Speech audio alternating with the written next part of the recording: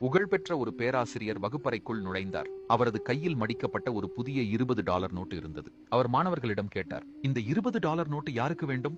அனைத்து மாணவர்களும் கைகளை உயர்த்தினர்.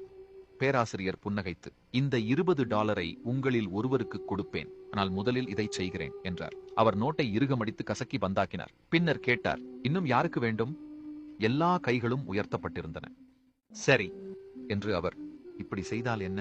அவர் $20 நோட்டை தரையில் வீசி அதன் மீது தனது காலால் மிதித்து தரையில் தேய்த்தார். பின் அவர் அதை எடுத்தார். இப்போது அது அழுக்காகவும் கசங்கியும் இருந்தது. இன்னும் யாருக்கு வேண்டும்? மீண்டும் அனைத்து கைகளும் உயர்த்தப்பட்டன. பேராசிரியர் கூறினார், நண்பர்களே, நீங்கள் இப்போது ஒரு முக்கியமான பாடத்தை கத்துக்கொண்டீர்கள். நான் பணத்துக்கு என்ன சொன்னாலும் அது இன்னும் உங்களுக்கு வேண்டும், ஏனெனில் அதன் மதிப்பு மாறவில்லை. அது இன்னும் $20க்கு மதிப்புடையது.